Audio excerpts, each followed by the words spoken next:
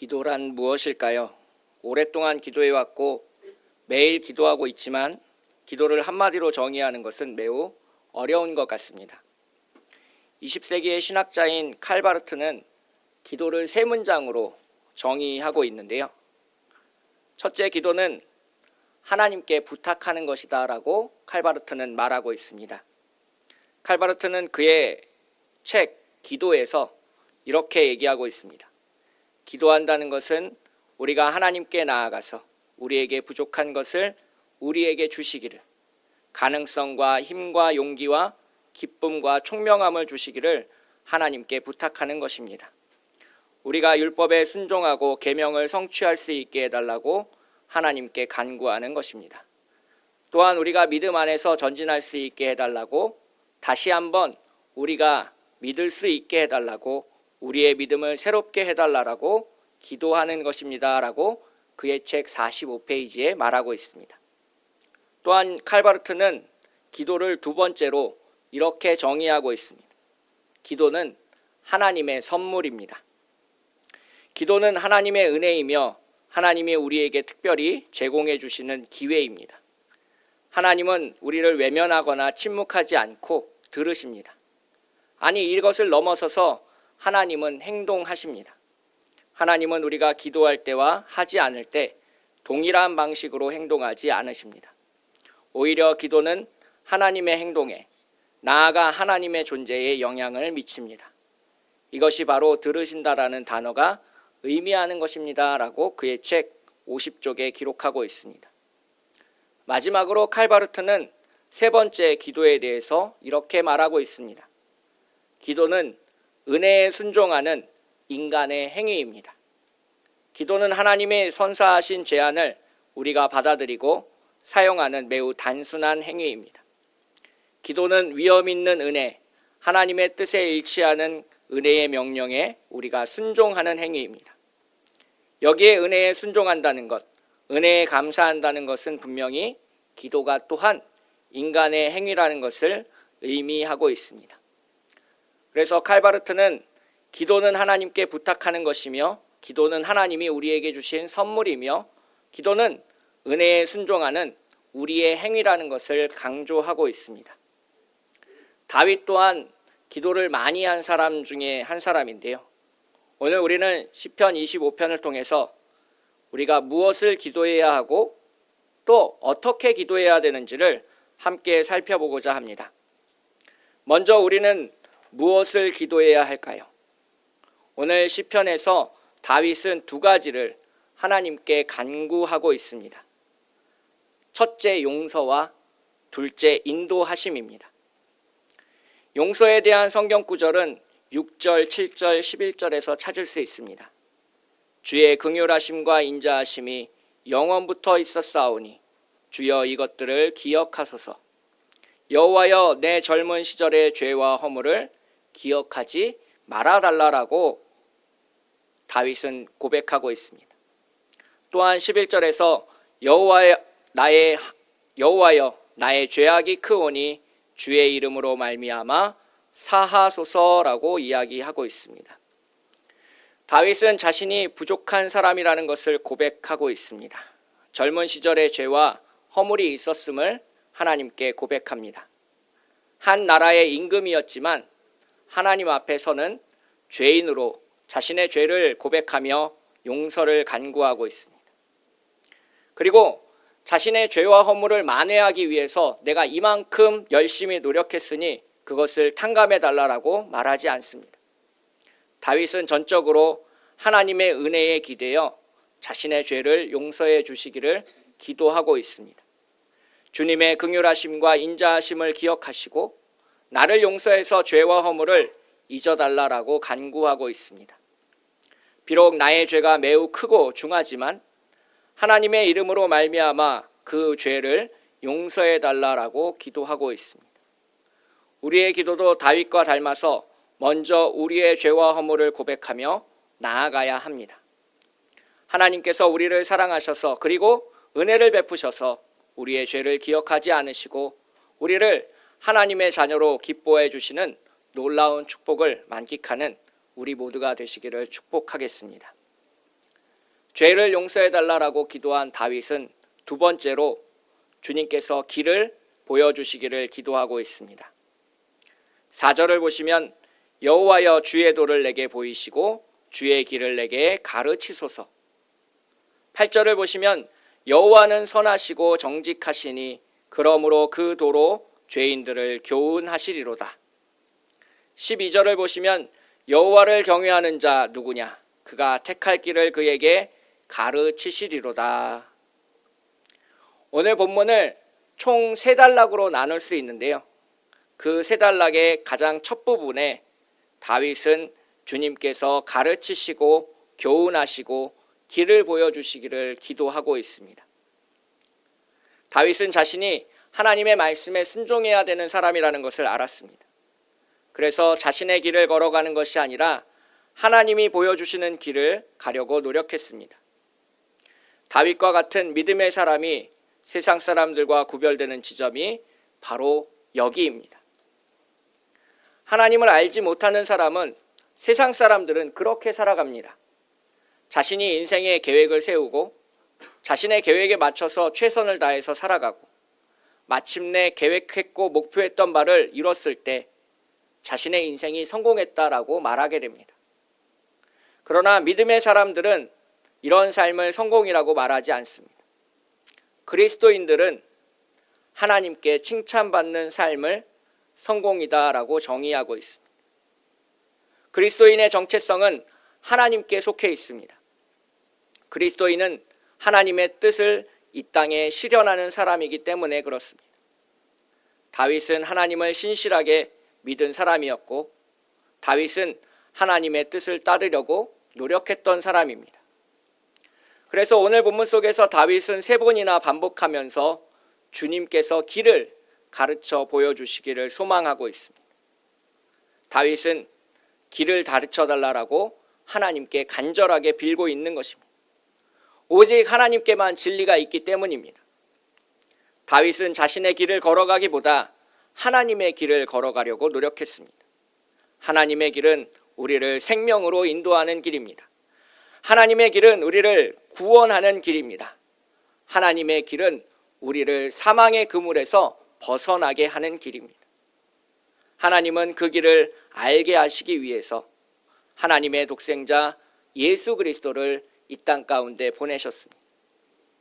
예수님은 이 땅 가운데서 하나님 나라를 전파하셨습니다. 그리고 예수님은 세리와 죄인들의 친구다라고 불리셨습니다. 그들과 함께 식사를 나누시고 대화를 하셨습니다. 죄인들과의 식탁 교제를 통해서 예수님은 하나님 나라를 선포하셨습니다. 오늘 본문 8절을 보시면 여호와는 선하시고 정직하시니 그러므로 그의 도로 죄인들을 교훈하시리로다라고 다윗은 고백하고 있습니다. 하나님은 죄인을 벌하고 책망하시는 것이 아니라 하나님은 죄인들이 하나님께로 돌아올 수 있도록 교훈하고 있습니다. 하나님께서 세리와 죄인들과 식탁 교제를 하신 까닭도 마찬가지입니다. 예수님은 요한복음 14장 16절에서 이렇게 말씀하셨습니다. 내가 곧 길이요 진리요 생명이니 나로 말미암지 않고는 아버지께로 올 자가 없느니라 라고 말씀하셨습니다. 예수님께서는 죄인들 가운데서 하나님께로 나아갈 길을 보여주시기 위해서 죄인들과 말씀을 나누시고 함께 식사를 하셨습니다. 우리가 고백해야 되는 것 또한 마찬가지입니다. 우리는 죄인입니다. 하지만 하나님의 자녀로 부르심을 받았습니다. 우리는 용서함을 받은 죄인입니다. 그리고 우리는 택함을 받은 하나님의 자녀입니다. 우리가 살아가고 있는 이 현실은 이스라엘 백성들이 민수기에서 걸어간 광야의 길과 같습니다. 고난의 연속이고 먹고 마시는 문제로 고통받는 현실 속에 우리는 놓여져 있습니다. 광야와 같은 그 인생길에서 우리가 기도할 것은 주님께서 우리에게 길을 보여주시기를 바라는 것입니다. 출애굽하고 가나안 땅까지 40년이 걸렸습니다. 그 40년의 광야 여정 가운데서 이스라엘 백성들이 철저하게 지킨 원칙 한 가지가 있습니다. 그것은 성막에서 피어오르는 구름 기둥이 바람에 움직이지 않으면 한 발짝도 움직이지 않았다는 겁니다. 그 구름이 바람에 움직여 동쪽으로 가면 이스라엘 백성들도 동쪽으로 향했습니다. 그 구름 기둥이 서쪽으로 가면 하나님의 인도하심으로 알고 서쪽으로 향했습니다. 그 구름 기둥이 움직이지 않으면 몇 날 며칠이고 그 구름 기둥이 움직이기만을 바라보면서 그 자리에 머물러 있었습니다. 하나님의 자녀는, 하나님의 택함을 받은 백성은 그 어떤 순간에도 하나님보다 먼저 움직이거나 계획하지 않습니다. 하나님의 인도하심이 없으면, 하나님의 음성이 없으면 계속해서 그 자리에 머물러 있었습니다. 왜 이스라엘 백성들이 불평이 없었겠습니까? 왜 하나님을 원망하지 않았겠습니까? 왜 하나님께서 빨리 가나안 땅으로 데려가지 않으시는지 궁금해하지 않았겠습니까? 그러나 모세와 이스라엘 백성들은 신실하게 하나님께서 말씀하시기를 기다렸습니다. 주님께서 인도하실 때까지 기다리며 기도하며 그 자리에 머무르는 것이 바로 믿음의 사람들의 모습입니다. 오늘 본문 가운데 다윗은 하나님께 용서를 바라고 길을 보여달라고 기도하고 있습니다. 우리는 다윗이 무엇을 기도했는지는 쉽게 알 수 있습니다. 그런데 다윗이 어떤 자세로, 어떤 태도로 기도했는지는 조금 더 자세히 본문을 살펴봐야 알 수 있습니다. 오늘 본문 속에 기도하는 사람의 모습으로 다윗은 4가지의 태도를 우리에게 보여줍니다.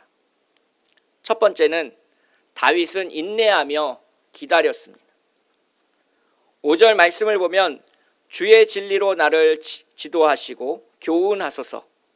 주는 내 구원의 하나님이시니 내가 종일 주를 기다리나이다 라고 말씀하고 있습니다. 사실 우리가 한 번 기도해서 응답받는 경우는 거의 없습니다. 오랫동안 인내하며 기도했을 때 응답받는 때가 훨씬 더 많습니다. 때로는 아쉽지만 열심히 기도했는데도 불구하고 기도 응답이 우리에게 없는 때도 있습니다. 그래서 시험에 드는 사람도 가끔 나타납니다. 중요한 것은 기도하는 사람이 기다리는 자세를 가져야 된다는 겁니다. 가끔 신방을 다녀보면 하나님을 협박하면서 기도하는 분들이 있는 것을 알 수 있습니다. 하나님, 내가 딱 일주일만 기도할 테니까 내 기도에 응답해 주십시오. 아니면 나 교회 안 나옵니다. 이렇게 말하는 사람들을 우리 주변에서 어렵지 않게 찾을 수 있습니다. 하나님께 오래 인내하며 기도하기보다는 당장 자신의 기도가 응답받기 위해서 하나님의 멱살을 잡고 흔드는 그러한 기도를 우리 주변에서 쉽게 찾을 수 있습니다. 둘째로, 기도하는 사람은 온유한 태도를 가져야 됩니다. 오늘 본문 9절을 보시면 온유한 자를 정의로 지도하시며 온유한 자에게 그의 도를 가르치시리로다 라고 기록하고 있습니다. 여기서 온유하다라는 표현은 히브리어를 직역하게 되면 풀이 죽어있다라는 의미입니다. 밭에 있는 농작물들이 해충을 만나거나 물이 부족하면 시들어가게 되는데 그것을 히브리어로 온유하다라고 표현하고 있습니다. 그래서 이 온유하다라는 말 속에는 지금 현재 고통 가운데 힘이 없고 풀이 죽어있다라는 것을 의미하고 있습니다. 그래서 오늘 본문을 9절을 고통 중에 있는 자에게 정의로 지도하시며 고통 중에 있는 자에게 그의 도를 가르치시리로다 라고 옮겨도 맥을 같이 할 수 있습니다. 오늘 본문 속에 이 온유하다라는 단어를 묵상하면서 어린 시절 하나의 경험이 떠올랐는데요. 제가 초등학교 4학년 때 어머님이 이제 5,000원을 주시면서 슈퍼에 가서 뭐를 하나 사오라고 하셨습니다. 그때 당시에는 라면 한 봉지가 50원이었기 때문에 5천 원이면 상당히 큰 돈이었습니다. 그런데 심부름을 하러 가다가 이렇게 바람에 제 손에 쥐어져 있던 그 5천 원짜리가 날아가 버리고 말았습니다.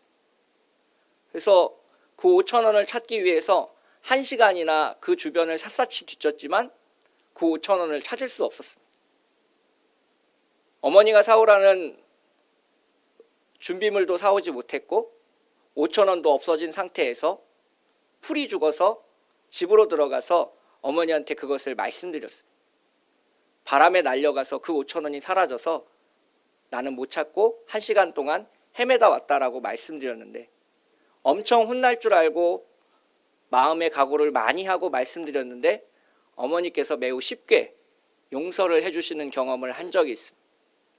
오늘 본문 속에 등장하는 이 온유하다라는 말은 자신이 최선을 다해서 그 고통 가운데 씨름하고 이겨내려고 노력했던 사람이 풀이 죽어서 힘이 없는 상태로 하나님 앞에 나아가는 것을 의미하고 있습니다.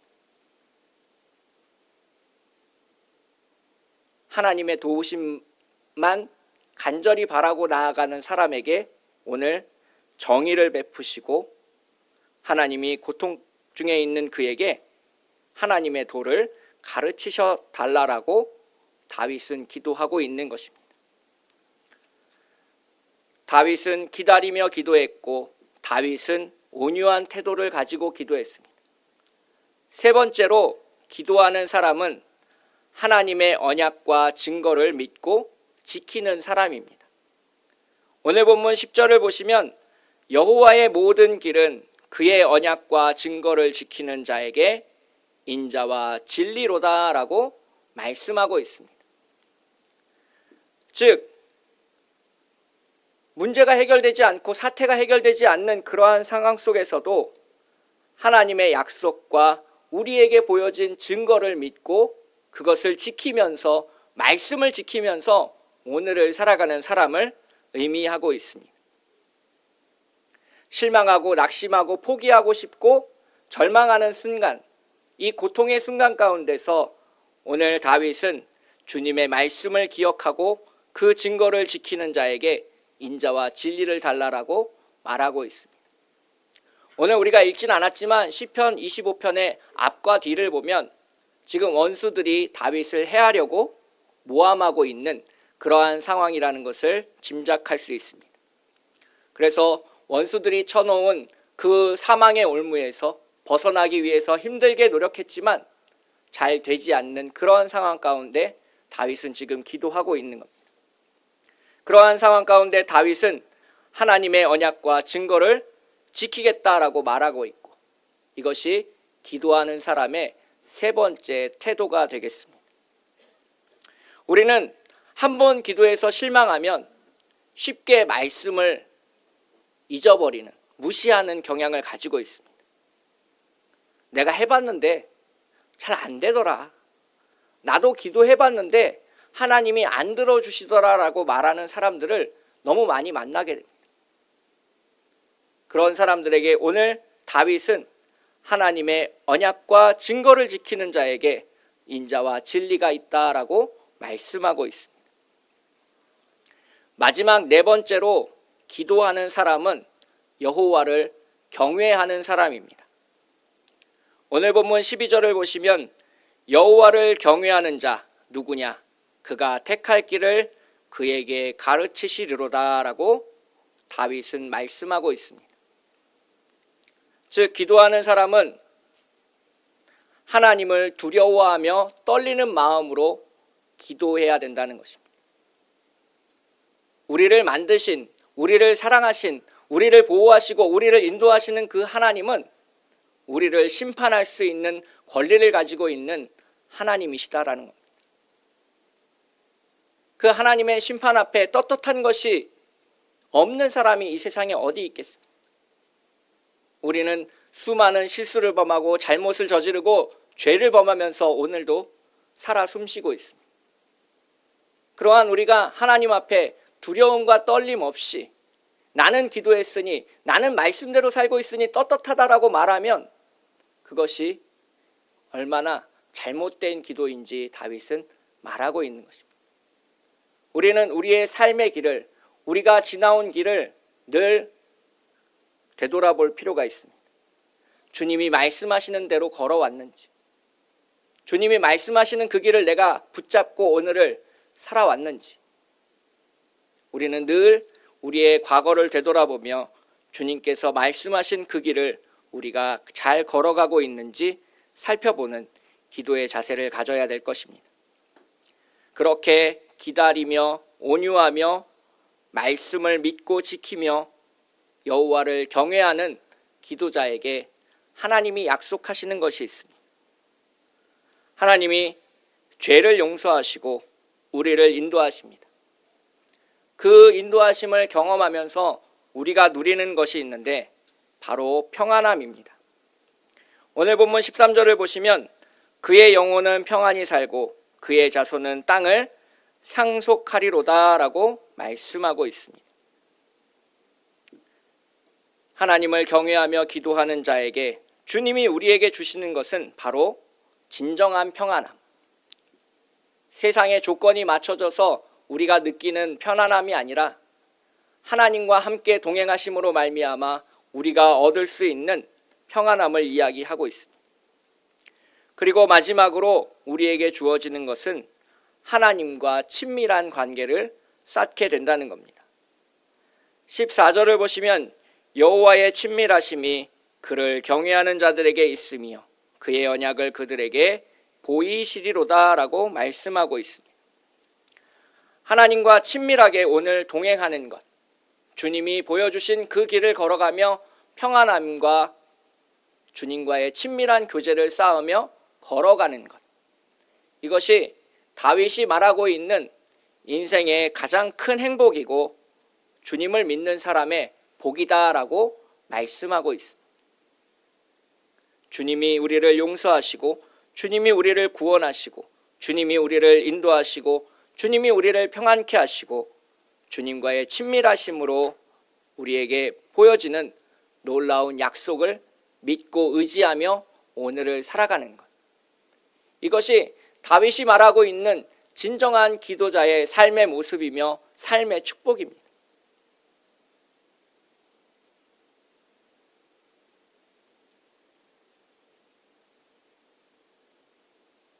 이 기도 가운데 다윗은 얼마나 많은 축복을 누리며 살아왔을지를 짐작해보며 우리 또한 다윗의 기도를 닮아가는 우리 모두가 되시기를 축복하겠습니다.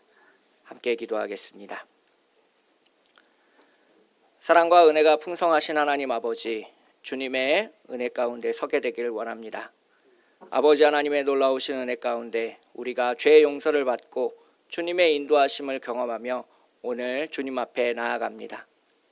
기도하는 자로서 기다리며 온유하며 주님의 말씀을 믿으며 주님을 경외하며 오늘을 살아가게 하시고 주님이 오늘 말씀 가운데 약속하신 평안함과 친밀함을 날마다 누리며 살아가도록 인도하여 주시옵소서. 코로나19로 인해서 어렵고 힘든 오늘을 살아가고 있습니다. 두렵고 힘들고 답답한 이때에 주님께서 우리에게 약속하신 그 약속의 말씀을 믿고 우리가 잘 이겨내 나갈 수 있도록 우리를 축복하여 주시옵소서. 거룩하고 아름다우신 우리를 사랑하신 예수님의 이름으로 간절히 기도합니다. 아멘.